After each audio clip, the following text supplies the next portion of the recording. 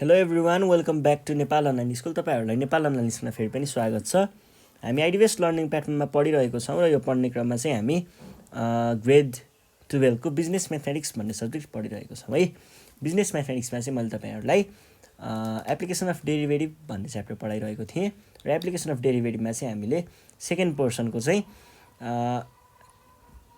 Exercise गर्दै थियौँ र एक्सर्साइज गर्ने क्रममा चाहिँ हामी अगाडिको क्वेसनहरू लगभग धेरै नै सकिसक्यौँ। क्वेसन नम्बर 14 सम्म हामीले सकाइसक्यौँ र हामी अन्तमै छौँ। अब सायद एउटा क्वेसन बाँकी छ। क्वेसन नम्बर 15 चाहिँ बाँकी छ। हामी आज त्यो क्वेसन सल्भ गर्छौँ अनि हामीले सकाइदिन्छौँ यो डेरिभेटिभ एप्लिकेसन अफ डेरिभेटिभ भन्ने च्याप्टर है त। ल अब क्वेसन नम्बर 15 ले के भन्छ, म क्वेसन नम्बर 15 चाहिँ सार्छु है त पहिला।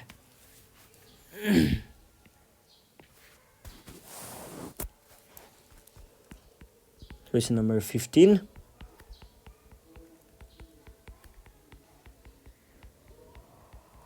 A plant produces Q metric ton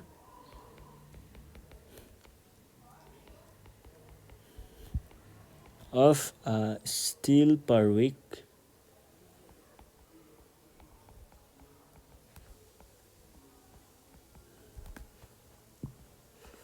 at a total cost of rupees भनेर यहाँनिर कस्ट फङ्सन दिएको छ। टोटल कस्ट भन्ने बित्तिकै कस्ट फङ्सन नै त हुन्छ नि।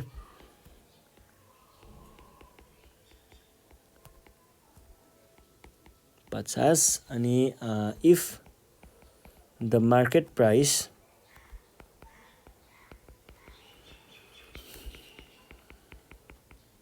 Is fixed ₹8 500 per metric ton,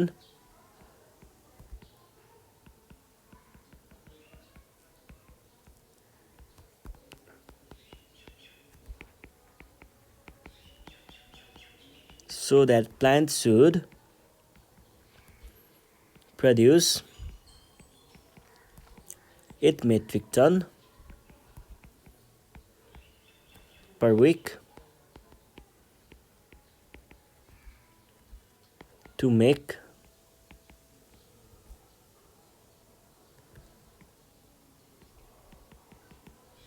maximum profit। ल यस्तो भन्दैछ। क्वेसनलाई एकचोटि बुझौँ के भन्दैछ त भनेर। यहाँनिर एउटा कुनै प्लान्ट भन्नुको अर्थ ठुलो फ्याक्ट्री इन्डस्ट्री जहाँ चाहिँ के बन्दो रहेछ त स्टिल बन्ने रहेछ है। त्यहाँनिर चाहिँ Q metric tons of steel चाहिँ एक हप्तामा बन्ने रहेछ है। एक हप्तामा बन्ने क्वान्टिटीलाई चाहिँ हामीले यहाँ क्युले डिनोट गरेको छौँ। Per week at the total cost of भनेर कस्ट फङ्सन दिएको छ भनेको क्यु मेट्रिक टन कस्ट बन्नको लागि चाहिँ हामीलाई यति रुपैयाँ लागत लाग्ने रहेछ। अनि if the market price is fixed at 500 per metric ton भनेको हरेक मेट्रिक टनको चाहिँ 500 रुपियाँ लाग्छ भनेदेखि मार्केटमा बेच्दाखेरि चाहिँ के पर्ने रहेछ त 500 रुपियाँ चाहिँ पर्ने रहेछ। मार्केट प्राइस फिक्स गर्ने भनेर भनेको रहेछ। अनि so that the plant should produce 8 metric ton per week to make maximum profit. ल कुराले ट्विस्ट दियो है हामीलाई। माथिपट्टि कस्ट फङ्सन चाहिँ क्लियरली दिएको छ, बिचमा 500 भनेर केही न केही दिएको छ, तलपट्टि प्रफिटमा आएको छ। र अब फेरि एकचोटि क्वेसन हेर्नु पर्दाखेरि यहाँ के देखिन्छ, मार्केट प्राइस भनेर यो दिएको हो नि त। भने पछाडि के थाहा पाइयो, त्यो 500 भनेको चाहिँ खासमा पर मेट्रिक टन पनि भनेको छ है। 500 त्यो पर मेट्रिक टन भनेको छ। यहाँनिर अब बुझाउँदाखेरि चाहिँ यो क्वेसनलाई हामीले अलिकति मजाले बुझ्नुपर्छ है। यहाँनिर कस्ट फङ्सन चाहिँ पहिला मैले दिइहालेको कुरा हियर। कस्ट फङ्सनलाई मैले सीले नै डिनोट गरेँ। C is equals to 1/3 Q minus plus 50। यो भयो हाम्रो के को कुरा भयो यो भनेको चाहिँ हाम्रो कस्टको कुरा भयो है। यो कस्टको कुरा भयो। अब यहाँनिर 500 भनेर चाहिँ के दिएको छ, मार्केट प्राइस चाहिँ 500 दिएको छ भने पछाडि यो पक्कै पनि प्राइसको कुरा गरेको। प्राइस कति दिएको छ 500 भनेर दिएको छ भनेपछि त्यो प्राइसको कुरा रहेछ। अब प्रफिट चाहिँ हामीले म्याक्सिमम प्रफिटको बारेमा कुरा गर्दैछ क्वेसनले। म्याक्सिमम प्रफिट निकाल्न के सो गर भनेर भन्दैछ। अनि दिँदाखेरि चाहिँ कस्ट र प्राइस मात्रै दिएको छ भनेपछि हामीले के निकाल्नु पर्ने भयो प्रफिट चाहिँ निकालिहाल्नु पर्ने भयो। अब प्रफिट निकाल्न फेरि के गर्नुपर्छ प्रफिट निकाल्न त हामीलाई रेभेन्यू र कस्ट चाहिन्छ। अब रेभेन्यू फेरि कहाँ दिएको छ रेभेन्यू निकाल्न पनि हामीले सक्छौँ। रेभेन्यू निकाल्न कसरी सक्छौँ त हामीलाई प्राइस दिएको छ भने रेभेन्यू निकाल्नको लागि चिटिक्कको एउटा सानो फर्मुला छ। रेभेन्यू भनेको के हो प्राइस टाइम्स क्वान्टिटी। क्वान्टिटी क्वेसनले के नै भनिसकेको छ प्रोड्युसेस क्यु मेट्रिक टन भनेपछि क्यु मेट्रिक टन पर मेट्रिक टनलाई 500 पर्छ भने क्यु मेट्रिक टनलाई कति पर्ने भयो टाइम्स क्यु। यो भनेको 500 क्यु नै पर्ने भयो। यो हाम्रो रेभेन्यू भयो। रेभेन्यू निस्किसके पछाडि हाम्रो प्रफिट निस्किन त गाह्रो कुरा भएन। प्रफिट भनेको के हुन्छ पाइले डिनोट गर्छु है प्रफिटलाई। पाइ भनेको के हुन्छ रेभेन्यू माइनस कस्ट हुन्छ है त। भनेको 500 Q minus 1/3 q cube minus Q square plus 452 Q plus 50। यो भनेको 500 Q minus 1/3 q cube plus Q square minus 452 Q plus 50 Q है त। 50 क्यु चाहिँ कहाँबाट आयो छैन 50 मात्रै छ है। अब हामीले यो 500 क्यु र यसको काम गर्न सकिन्छ। यो भनेको कति हुने भयो त minus 1/3 q cube plus Q square plus 452 भने पछाडि 40 50 50मा 2 भने पछाडि 48 क्यु माइनस कति हुने भयो त यो भनेको 50। यो भनेको हाम्रो बल्ल प्रफिट फङ्सन आयो। अब प्रफिट फङ्सनलाई हामीले म्याक्सिमम भ्यालु निस्किनको लागि चाहिँ 8 मेट्रिक टन भनेको क्युको भ्यालु 8 हुनुपर्छ देखाऊ भनेर भन्दैछ। अब यो गाह्रो कुरा त छैन तर स्टेप एकचोटि रिभ्यू गरौँ है। हामीले म्याक्सिममको लागि के गर्छौँ म्याक्सिममको लागि पहिला फर्स्ट डिग्री डेरिभेटिभ निकाल्छौँ के को प्रफिटको। किनकि प्रफिट चाहिँ हामीलाई म्याक्सिमममा आएको हो त्यही भएर प्रफिटको चाहिँ हामीले फर्स्ट डिग्री डेरिभेटिभ निकाल्छौँ। फर्स्ट डिग्री डेरिभेटिभ निकालिसके पछाडि त्यो फर्स्ट डिग्री डेरिभेटिभलाई चाहिँ स्टेसनरी पोइन्टसँग लगेर चाहिँ हामीले कम्पेयर गर्छौँ। भनेको स्टेसनरी पोइन्टको जुन कन्डिसन छ हाम्रो स्टेसनरी पोइन्टमा के हुन्छ त स्लोप टेन्जेन्टको स्लोपको भ्यालु 0 हुन्छ कुनै पनि कर्भको। भन्नुको अर्थ त्यो जुन डेरिभेटिभबाट हामीले डेरिभेटिभ निकालिन्छ नि फर्स्ट डिग्री डेरिभेटिभ त्यसको भ्यालु चाहिँ 0 हुनुपर्छ स्टेसनरी पोइन्टमा भन्छ। अनि त्यो पोइन्टबाट चाहिँ के निस्किन्छ त भन्दाखेरि त्यहाँबाट भ्यालुहरू निस्किन्छ। कतिखेर चाहिँ स्टेसनरी पोइन्ट आउँछ भन्ने कुरा निस्किन्छ तर त्यसले म्याक्सिमम भ्यालु दिन्छ कि मिनिमम भ्यालु दिन्छ भन्ने कुरा चाहिँ त्यहाँबाट थाहा हुँदैन है। अनि त्यो चेक गर्नको लागि चाहिँ हामी फेरि कहाँ जान्छौँ हामी सेकेन्ड डिग्री डेरिभेटिभमा जान्छौँ। सेकेन्ड डिग्री डेरिभेटिभमा गएर चाहिँ त्यो कुरालाई रिप्लेस गरियो भने जुन आएको पोइन्टहरू छ नि क्युको भ्यालुहरू आएको छ नि त्यो भ्यालुलाई लगेर सेकेन्ड डिग्री डेरिभेटिभमा राख्छौँ। अनि सेकेन्ड डिग्री डेरिभेटिभको भ्यालु आउँछ केही न केही आउँछ त्यो भ्यालु ग्रेटर देन 0 भयो भने त्यसले मिनिमम दिन्छ र लेस देन 0 भयो भने त्यसले म्याक्सिमम दिन्छ भन्ने कुरा थाहा हुन्छ।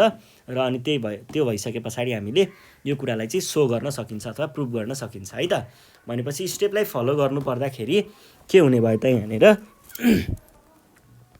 पहिला सुरुमा पाइ ड्यास निकाल्नु पर्यो। फर्स्ट डिग्री डेरिभेटिभ भनेको D minus 1/3 q cube plus Q square plus 48 Q minus 50 divided by के हुने भयो डिभाइडेड बाई डिक्यु। यो भनेको के हुन्छ त minus 1/3 q cube by dq d है plus dq square by dq plus D48 q by dq minus D50 by dq जस्तो देखिन्छ यो भनेको। अब यहाँनिर यो 1/3 माइनस 1/3 भनेको त कन्सटेन्ट हो बाहिर लेख्न सकियो। क्यु क्युबको डेरिभेटिभ भने के हो 3Q स्क्वायर हुन्छ है त 3Q स्क्वायर प्लस अब हामीले नेक्स्ट भनेको क्यु स्क्वायरको डेरिभेटिभ 2Q प्लस यो 48 भनेको कन्सटेन्ट हो बाहिर लेखिदिएँ। अनि बाँकी रह्यो क्यु डिक्युको डेरिभेटिभ 0 होइन 1 हुन्छ। अनि 48 टाइम्स 1 भनेको 48 नै भयो भनेपछि त्यो 1 लेख्न जरुरी छैन। अब यहाँनिर यो भनेको त कन्स्ट्यान्ट हो, कन्स्ट्यान्टको डेरिभेटिभ 0 हुन्छ भनेपछि त्यसलाई पनि लेख्न जरुरी छैन। अब यहाँनिर के भइदियो भन्दा यो 3 र यो 3 क्यान्सल भयो। बाँकी रह्यो हामीसँग के त बाँकी रह्यो माइनस क्यू स्क्वायर, किनकि -1 टाइम्स क्यू स्क्वायर भनेको क्यू स्क्वायर नै हुन्छ, प्लस 2q प्लस 48 मात्रै बाँकी रह्यो है त। यो भनेको हाम्रो के आयो फर्स्ट डिग्री डेरिभेटिभ। अब हामीले सेकेन्ड डिग्री डेरिभेटिभ निकाल्नु पर्ने हुन्छ। सेकेन्ड डिग्री डेरिभेटिभ भनेको के जस्तो देखियो त सेकेन्ड डिग्री डेरिभेटिभ भनेको चाहिँ D pie dash by D Q जस्तो देखियो। यो भनेको के भयो त यसको भ्यालु त मैले भर्खर माथि निकालेको छु, रिप्लेस गरिदिनुस् minus q square plus 2q plus 48 whole divided by dq. यो भनेको कति आउने भयो त माइनस क्यू स्क्वायरको derivative d2q by dq plus d48 by dq यो हुने भयो। अब यहाँनिर त माइनस क्यू स्क्वायरको डेरिभेटिभ छ। यो माइनस भनेको माइनस क्यू स्क्वायर भनेको चाहिँ -1 टाइम्स क्यू स्क्वायर जस्तो पनि हो।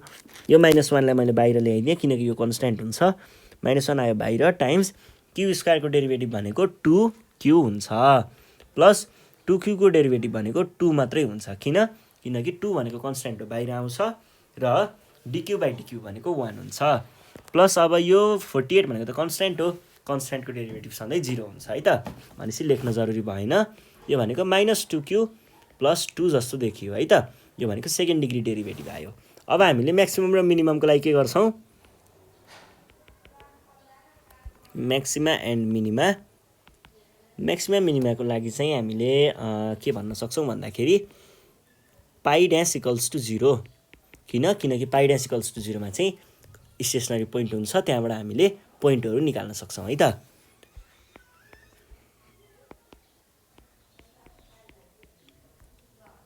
Plus 48 equals to 0। अब जस्तै मैले के गरिदिएँ भन्दाखेरि यो माइनस क्यू स्क्वायरलाई यता लगेँ, यसलाई पनि यता लगेँ र यसलाई पनि यता लगेँ, गर्दाखेरि माइनस यो 0 भयो, माइनस उता पुग्दा क्यू स्क्वायर भयो, प्लस होइन, यो प्लस उता पुग्दा माइनस हुन्छ 2q, र यो प्लस पनि उता पुग्दा माइनस हुन्छ, यो भयो। अरूलाई अलिकति मिलाएर लेख्यो भने Q square minus 2q minus 48 equals to 0। यो भनेको कस्तो फर्ममा आइदियो क्वाड्रेटिक फर्ममा आइदियो।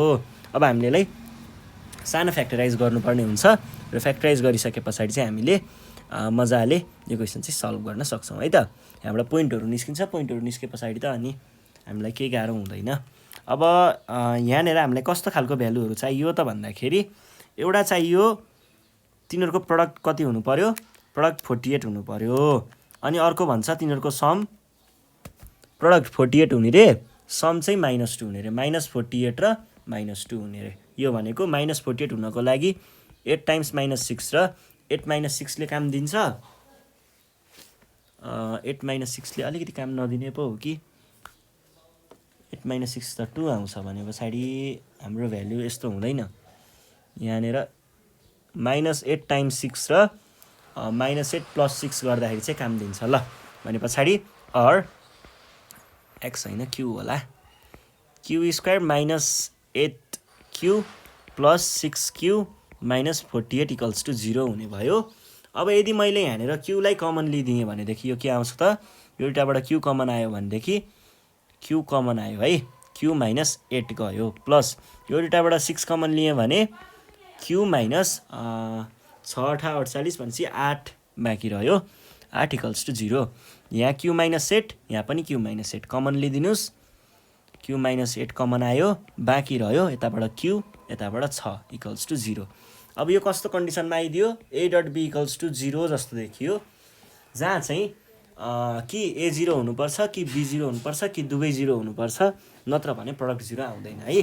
भन्छ कि अगाडिको 0 कि पछाडिको 0, यसलाई हामीले के भन्छौँ, either q -8 equals to 0 or q equals to 8 or अर्को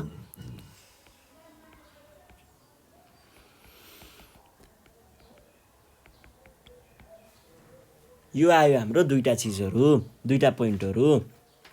अब के हुन्छ भन्दाखेरि नि यो एउटा चाहिँ नेगेटिभमा आइदियो के, कुनै पनि क्वान्टिटी फिजिकल क्वान्टिटीहरू न काउन्टिङ नम्बर्सहरूमा एक्सप्रेस गरिएको हुन्छ। अब फिजिकल क्वान्टिटी किन भनेको भन्दाखेरि यो जुन क्यु छ नि, क्यु भनेको मेट्रिक टन हो के। अब तपाईँले कतै पनि यस्तो सुन्नुभएको छ मैले त -10 मेट्रिक टन चामल किने भन्ने सुन्नुभएको छ कि कतै मैले त -10 डिग्री सेल्सियसको ज्वरो आएको छ मलाई भनेको सुन्नुभएको छ? हुँदैन नि। कहिल्यै पनि फिजिकल क्वान्टिटीहरू अथवा काउन्टिङ नम्बर्सहरू चाहिँ नेगेटिभमा हुँदैन। भने पछाडि यो नेगेटिभमा भएको पनि हामीले मान्न सक्दैनौँ। भनेपछि यसलाई के भन्छौँ? इम्पोसिबल भन्छौँ है। यो इम्पोसिबल भयो भने हाम्रो क्युको भ्यालु के हुनुपर्छ? पक्कै पनि 8 हुनुपर्छ है। अब क्युको भ्यालु 8ले चाहिँ हामीलाई कस्तो खालको दिन्छ त? कस्तो खालको भ्यालु दिन्छ त? म्याक्सिमम दिन्छ कि मिनिमम दिन्छ? त्यो कुरा चेक गर्नको लागि हामीले के गर्छौँ? यो क्यु इक्वल्स टु 8लाई सेकेन्ड डिग्री डेरिभेटिभमा लगेर राख्छौँ है। भने q equals to 8 pi double dash is equals to कति हुने भयो? पाई डबल ड्यासको भ्यालु -2q, क्युको भ्यालु 8 छ, +2 यो भनेको -16 + 2 यो भनेको -14। -14 भने के हो? लेस देन 0 हो। अभियसली लेस देन 0ले के दिन्छ? म्याक्सिमम दिन्छ, म्याक्सिमम भ्यालु दिन्छ। भने हामीले के भन्न सकियो त अन्तिममा? वेन क्यु इक्वल्स टु 8 अथवा 8 मेट्रिक टन भएको बेलामा पाई हो, पी भने त प्राइस छ, पाई इज म्याक्सिमम। अथवा यसलाई हामीले अब क्वेसनले नै भनेको अनुसार भन्नुपर्दाखेरि चाहिँ for maximum profit Q should be कति त? 8 पछाडि मेट्रिक टन। ल यति नै थियो, यति नै गऱ्यौँ आज हामीले। र हाम्रो यो के को हो र यो च्याप्टर एप्लिकेसन अफ डेरिभेटिभ पनि यति गर्दा गर्दै सकियो। एप्लिकेसन अफ डेरिभेटिभको च्याप्टर चाहिँ पुरै सकिएको छ। अब हामी के गर्छौँ भन्दा यहाँ पछाडि चाहिँ एनइबी सोल्युसनतिर जान्छौँ। यसको एप्लिकेसन अफ डेरिभेटिभमा चाहिँ एनइबीमा कस्तो कस्तो क्वेसनहरू सोधिएको रहेछ भन्ने कुरा हेर्छौँ अनि तिनीहरूलाई चाहिँ सल्भ गर्नेछौँ योभन्दा नेक्स्ट सिरिजमा। त्यतिखेरसम्मको लागि चाहिँ नेपाल अनलाइन स्कुल बिदा माग्न चाहन्छ। घरमा बसेर प्र्याक्टिस गर्दै गर्नु होला। प्र्याक्टिस गर्ने क्रममा चाहिँ केही प्रब्लम आइहाल्यो भने चाहिँ हामीलाई सम्पर्क गर्न सक्नुहुन्छ यो नम्बरमा 9849595895। अनि साथीहरूलाई भिडियो सेयर गर्दै गर्नु होला अनि सब्सक्राइब गर्न नबिर्सिनु होला है त। यति भन्दै बिदा माग्छु। धन्यवाद।